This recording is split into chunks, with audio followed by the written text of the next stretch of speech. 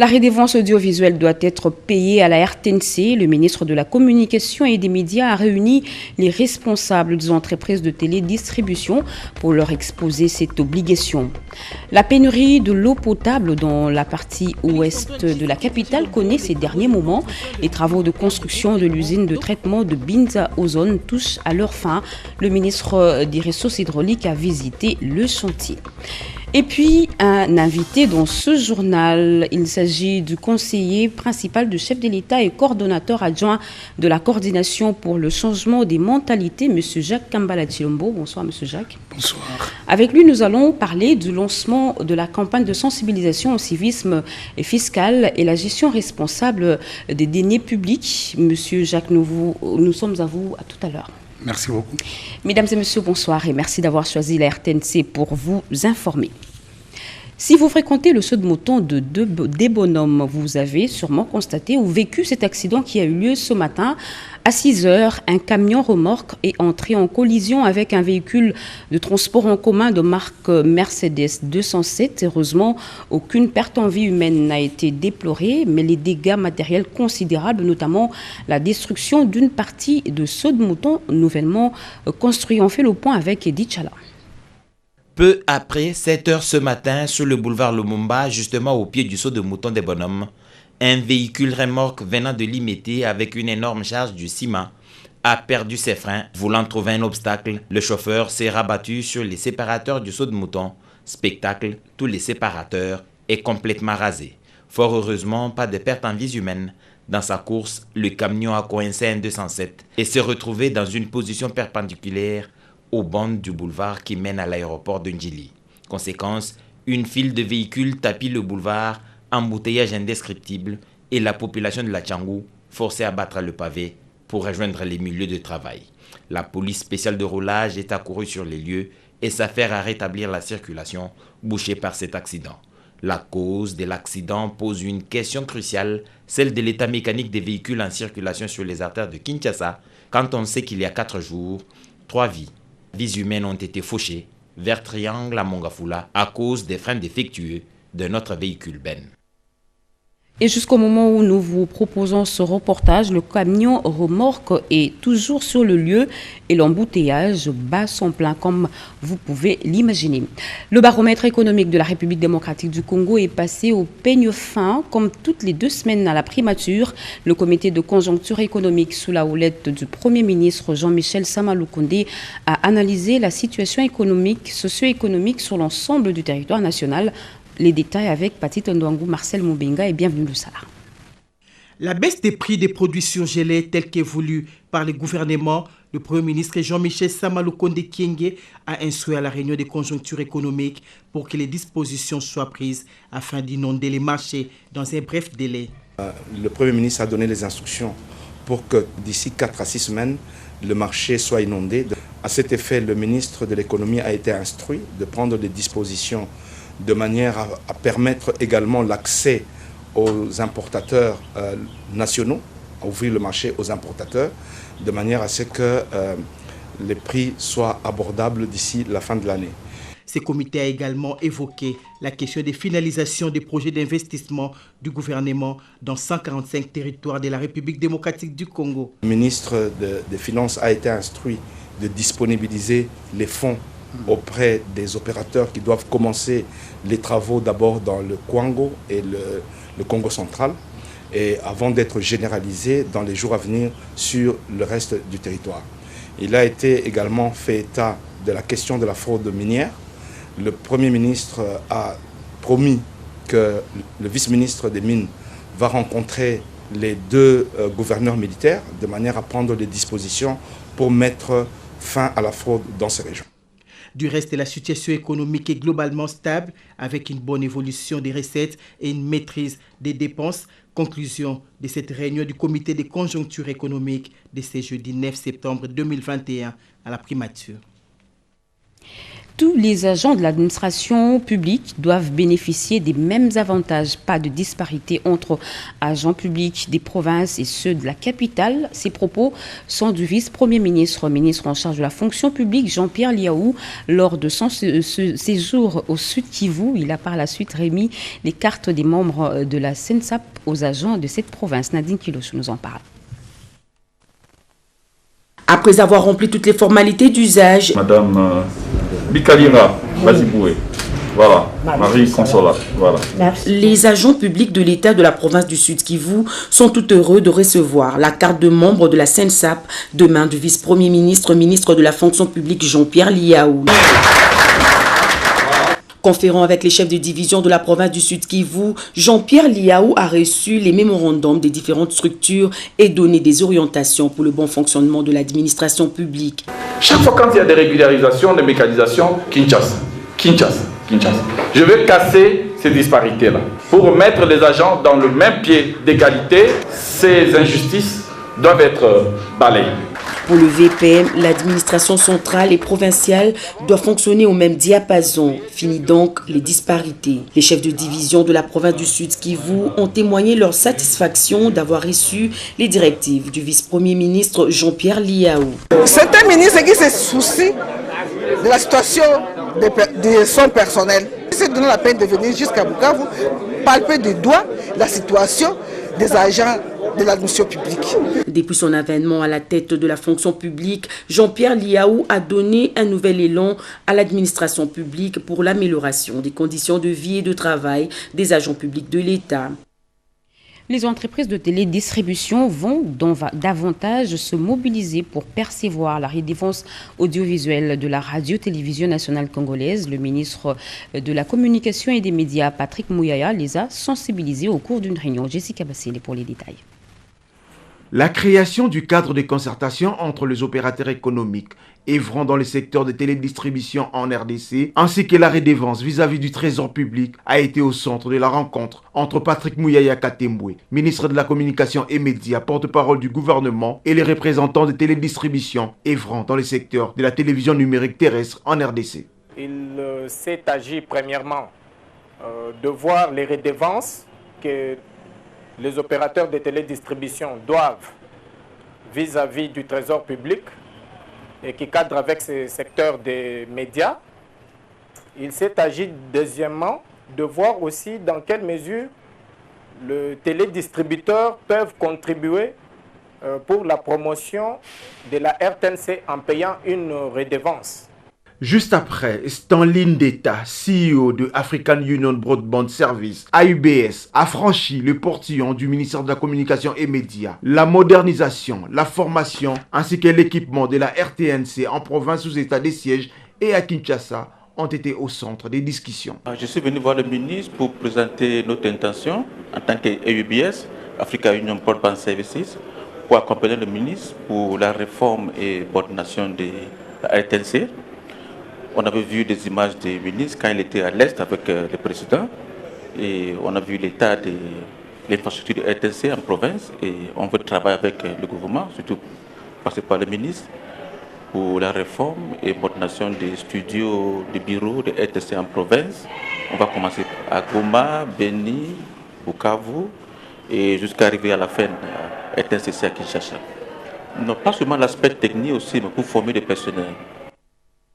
Il est désormais disponible, l'annuaire statistique édition 2020. Ce document, mis en place par le gouvernement de la République, dispose des statistiques fiables et régulières dans tous les domaines de la vie nationale. Ici, vous trouvez toutes les données sur la population, l'économie, les transports et autres. Sa présentation a eu lieu ce matin à l'hôtel Béatrice et c'est le ministre du Plan, Christian Mwando, qui a présidé cette cérémonie. Peggy Mukunda. L'annuaire statistique édition 2020 de la République démocratique du Congo vient d'être présenté officiellement au public par le ministre d'État en charge du plan, Christian Mwando Simba. Ces documents indispensables produits par l'Institut national de la statistique INES s'inscrivent dans le processus gouvernemental de renforcement du système statistique national. Cet outil sert également à la prise de décisions et de planification de développement comme source d'information utile à tous les utilisateurs de données statistiques pour des besoins idoines. Rendu possible et financé grâce à l'appui des partenaires et de la Banque africaine de développement, a martelé le directeur général de l'INES, Serge Bokouma, dans son mot de circonstance. C'était bien avant la présentation technique par le coordonnateur Simon Kimosiko sur la collecte de données pour la production de l'annuaire 2020. Le gouvernement congolais s'est réjoui de mettre à la disposition des décideurs politiques et des planificateurs cet outil statistique. Cette cérémonie est aussi pour moi l'occasion de rappeler la cohérence entre la production régulière des statistiques fiables et l'engagement du président de la République, chef de l'État, de rationaliser davantage le système de gestion de la République. Ils revendiquent l'amélioration de leurs conditions socio-professionnelles. Les agents et cadres de l'administration du ministère des Infrastructures et Travaux publics ont soumis au ministre de tutelle toute une batterie de desiderata. La délégation syndicale conduite par son président a rencontré Alexis Guissaro. Erudis Kitutumo Zinkianda a signé son reportage. Plusieurs mots rongent le fonctionnement de l'administration de ZTP. Sur la table du ministre d'État Alexis Guissaro, des revendications de la délégation syndicale de son ministère, parmi lesquelles les chevauchements des attributions de l'administration et le cabinet, le dossier chauffeur STA pour le véhicule de l'État, la mécanisation des agents des ITP commis au stade des martyrs pour les travaux de 9e jet de la francophonie, la cohabitation police et FAV, le transport du personnel de l'administration. À toutes ces préoccupations, le ministre d'État des ITP a rencontré leurs préoccupations sur la formulation des solutions concrètes. Le ministre d'État nous a rassuré que la direction des ponts et chaussées désormais sera partie intégrante dans tous les travaux de la voirie ainsi que dans le lancement prochainement du programme sino-congolais. Pour le dossier CFAV, le gouvernement a déjà pris des mesures. Nous avions vu un premier contingent être rapatrié au niveau de Lubumbashi. Pour le chauffeur du STA, le ministère a rassuré que d'ici là, il y a un dossier qui sera déjà déposé au niveau du Conseil des ministres pour que le Premier ministre puisse en parler et que ces problèmes soient résolus. Cette deuxième rencontre du genre a permis aux deux parties de s'engager une fois de plus sur la voie d'une meilleure collaboration. Plus que quelques mois, les travaux de construction de l'usine de traitement d'eau de Binza Ozone qui va desservir la partie ouest de Kinshasa prennent fin au mois de décembre prochain. Assurance faite par le ministre des Ressources hydrauliques et électricité lors de sa descente sur le site. Marie Kalanga. C'est un début de solution à la question de la pénurie d'eau potable constatée dans plusieurs quartiers de la partie ouest de Kinshasa. Lancé en décembre 2019 par le président de la République, Félix-Antoine Tshisekedi Tshilombo, les travaux de construction de l'usine moderne de traitement d'eau potable de Binza Ozone évoluent à pas de géant. Le ministre des Ressources hydrauliques et électricité, Olivier Mwenzemkaleng, s'en est rendu compte lors de la visite du site. Une fois arrivé, Olivier Mwenzemkaleng a de prime abord présidé une séance de travail en présence du directeur général de la Régie des eaux SA et du secrétaire général aux ressources hydrauliques et électricité. Le ministre et sa suite ont visité en premier lieu le centre de captage et le canal de rejet. La tuyauterie passe par le Kanchachi, centre d'intercession de la conduite de captage vers l'usine et de rejet de boue vers le fleuve. Le point de chute de la visite du ministre était l'usine de traitement d'eau de Binza Ozone dans la commune de Ngaliema. Olivier Mwenzemkaleng a exprimé sa satisfaction. Je suis content de voir que les travaux avancent. Une très forte pression de la population quinoise qui attend des résultats. C'est important de voir quels sont les projets qui vont venir donner des solutions à ces problèmes d'approvisionnement en eau. À l'étape de la station du quartier Météo, toujours dans la commune de Ngaliema, Olivier Mwenzemkaleng, ministre des Ressources hydrauliques et électricité, a instruit séance tenante la remise en service de cette station dans un bref délai pour améliorer la desserte en eau potable. La ligne haute tension Mwadingusha-Chilatembo dans la province de Lualaba, vandalisée il y a peu, fait déjà peau neuve. Les conducteurs électriques en aluminium sont remplacés par les conducteurs en cuivre. Question de la sécuriser contre les inciviques. Yvette Makuntima. Ou presque ont suffi aux techniciens de la SNEL SA et leurs partenaires chinois d'assurer les remplacements des conducteurs électriques en aluminium à ceux en cuivre. Il s'agit de la ligne haute tension 120 kV sur l'axe Mwadingusha-Chilatembo, soit 66 km, qui a connu les actes de vandalisme et de sabotage des inciviques non autrement identifiés. Ces projets lancés il y a peu est l'initiative personnelle du directeur général de la Société nationale d'électricité, SNEL SA, Jean-Bosco Kayombo Kayan. Le projet a été matérialisé à la centrale hydroélectrique de Mwadingusha après les études techniques de l'entreprise Ecoénergie pour décourager justement les inciviques qui viennent de reprendre malheureusement leur sale besogne, plongeant ainsi une bonne partie d'abonnés dans le noir. Si nous sommes ici au poste de Chilatembo aujourd'hui, c'est pour terminer le travail de réceptionner la ligne qui a été récemment rénovée. Nous sommes en train de nous rassurer si vraiment les concordances des phases au niveau de Mwadingusha est uniforme ici à Chilatembo. Nous allons continuer avec le tronçon Mwadingusha jusqu'à Poni et enfin nous ferons le tronçon Mwadingusha jusqu'à Likasi avant maintenant de commencer la partie de Likasi jusqu'à Lubumbashi. La ligne haute tension 120 kV Mwadingusha-Chilatembo est aujourd'hui remise en service à la grande satisfaction de la population. Les ports privés étranglent la SCTP. Ceux qui sont dans le parage du port de Matadi contraignent cette entreprise publique à une mort certaine avec d'importants dégâts sur son personnel pléthore. Les agents et cadres de cette entreprise appellent à une intervention de la ministre d'État, ministre en charge du portefeuille, Adel Kainda. Angèle Mabiala nous en parle.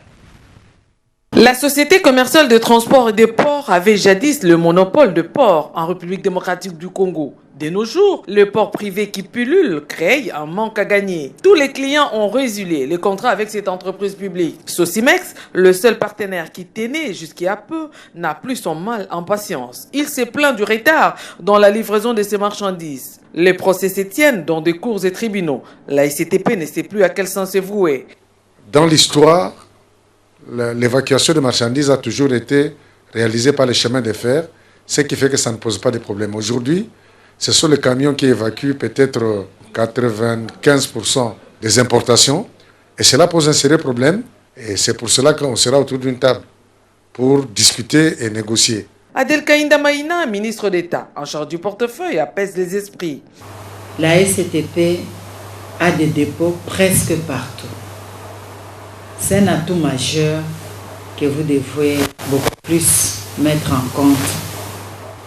J'encourage que cette commission continue à travailler dans la sérénité pour que nous puissions aboutir à de bonnes conclusions. La société commerciale de transport et de port qui n'a plus connu des grèves depuis 4 mois remercie le numéro 1 du portefeuille qui ne cesse de jouer aux sapeurs-pompiers. Des images insoutenables mettant en scène des ébats sexuels des élèves du collège Saint-Georges. Eh bien, la communauté a condamné l'acte et la ministre du Genre, Famille, Enfants, Gisèle Ndaya, qui a dans ses attributions, la famille monte également au créneau pour condamner cette pratique. Suivez. Mesdames et messieurs, en ma qualité de ministre du Genre, Famille et Enfants, je suis avec attention la question de la diffusion depuis quelque temps sur les réseaux sociaux des images vidéo montrant des élèves en uniforme en plein ébat sexuel. Mon ministère condamne cet acte qui relève d'une bassesse intolérable. J'interpelle chacun des intervenants dans la protection et la promotion des droits de l'enfant sur la responsabilité qui nous incombe sur l'encadrement des enfants. J'exige des enquêtes judiciaires pour établir la lumière sur cette délinquance juvénile. Je rappelle à l'opinion congolaise qu'il est des devoirs des adultes de protéger les enfants.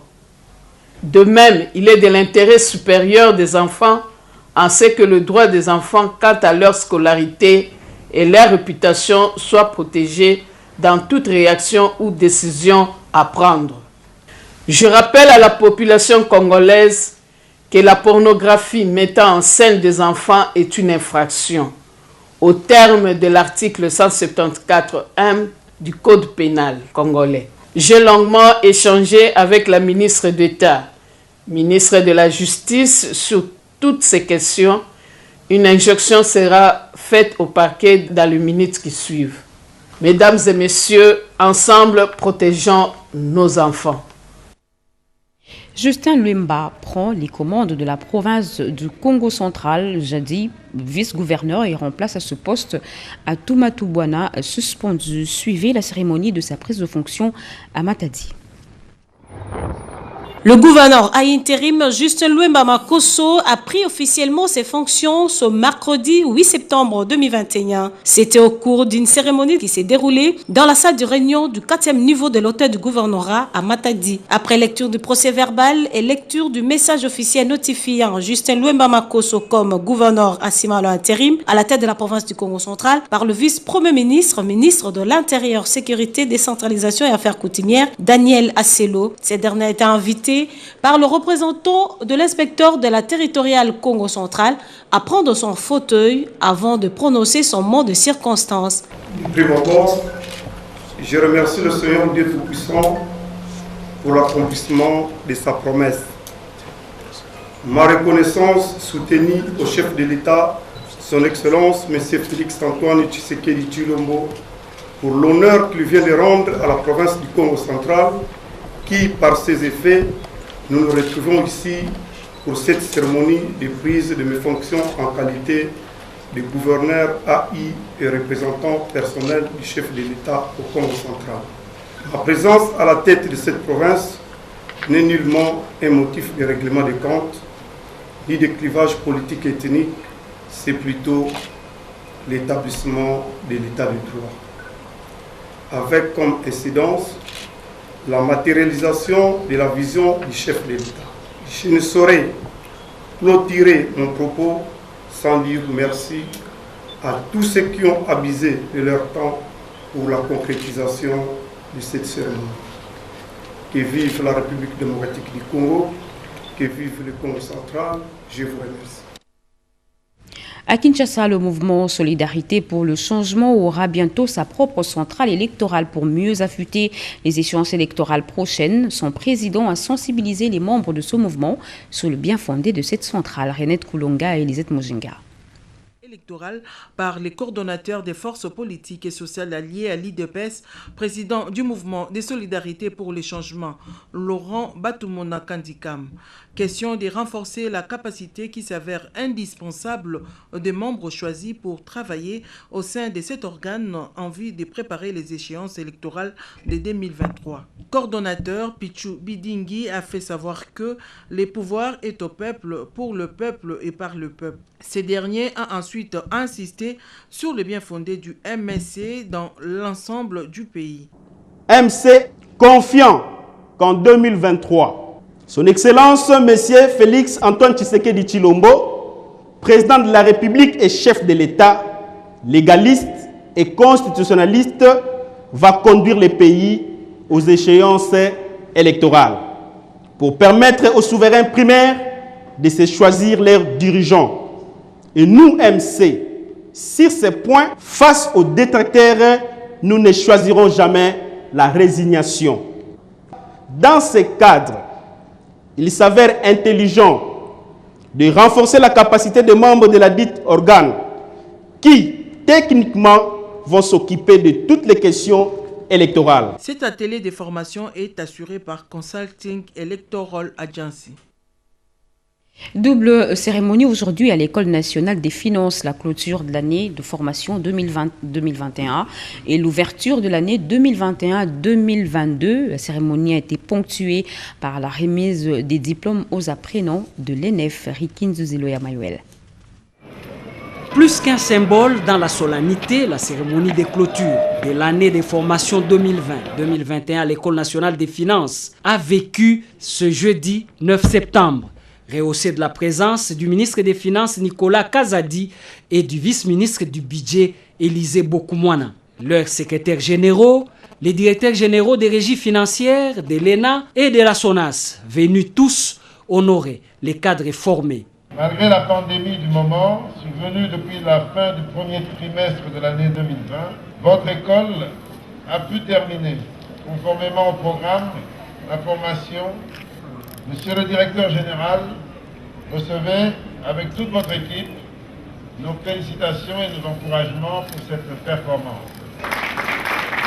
678 sur 705 apprenants des différentes promotions et sections, dont le tronc commun, douane et axes, impôts, budget, comptabilité, voire les assurances, ont réussi par distinction et satisfaction.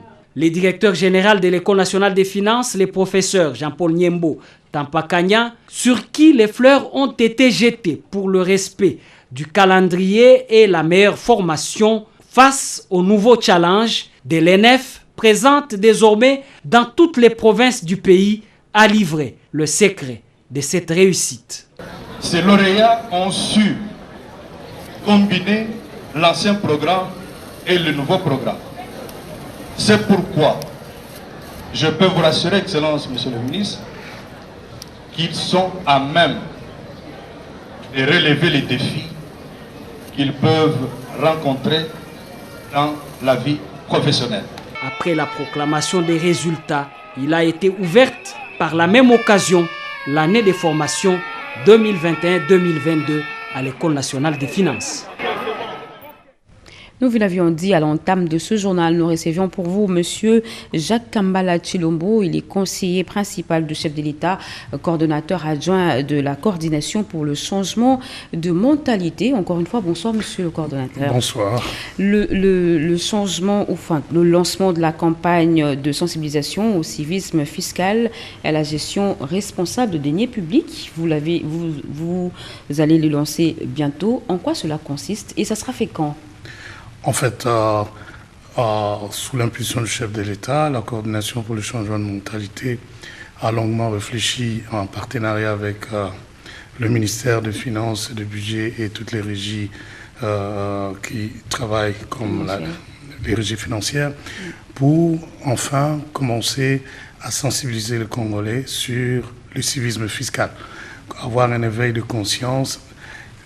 Tout ce qu'on voudrait que l'État fasse pour la population passerait, entre autres, par le respect de notre devoir de payer nos impôts, nos taxes et redevances qui sont dues à l'État.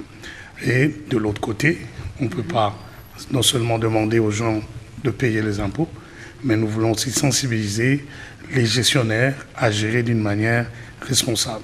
J'ai évité le mot orthodoxe parce que la gestion orthodoxe fait appel seulement qu'au principe, et nous, au-delà des principes de gestion, nous voulons une dimension éthique et morale dans la manière de gérer les deniers publics. Et ça sera fait quand? Le lancement est prévu? Le lancement est prévu déjà ce samedi avec le chef de l'État et tous les chefs de corps qui sont invités au Palais du Peuple, à l'Esplanade.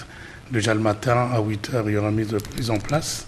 Et à partir de 11h, le chef de l'État va officiellement lancer cette campagne et aussi lancer cette application du ministère des Finances sur la dénonciation de tout ce qui est forme de coulage des recettes, corruption. La campagne a une durée ou ça s'étend sur 6 mois sur toute l'étendue nationale. Donc une fois le lancement s'est fait à Kinshasa, nous irons aussi dans toutes les provinces pour faire le même lancement. Justement, nous avons constaté dans les différents ronds-points de Kinshasa qu'il y a la CSM qui régule la circulation.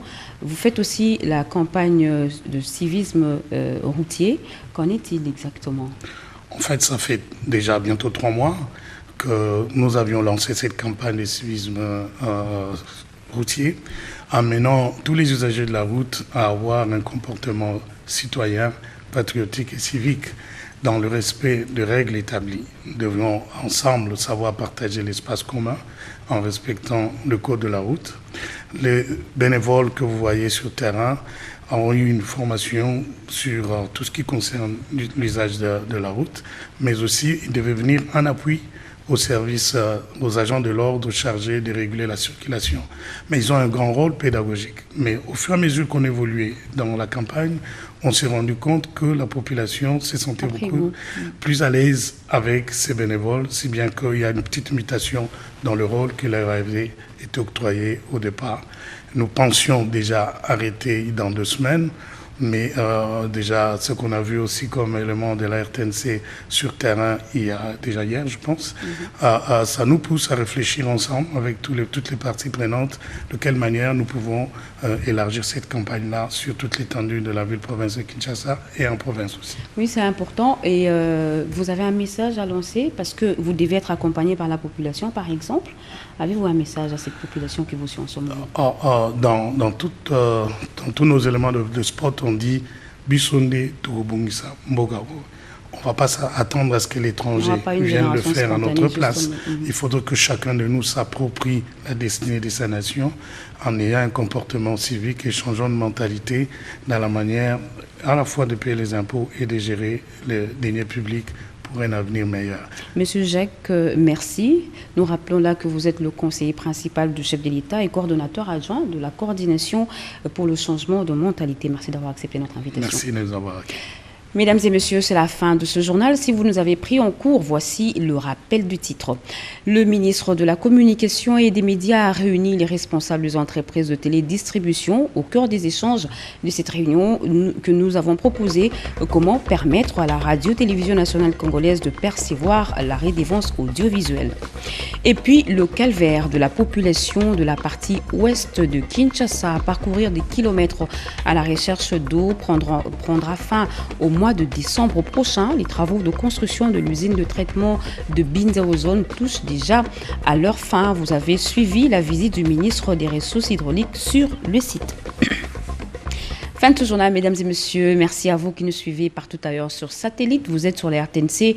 L'actualité continue sur nos antennes. Retrouvées à 23h. Serge Merlin Mata Grand sera pour moi le plaisir de vous retrouver demain à 20h. Très bonne suite de programme sur la chaîne nationale. Au revoir.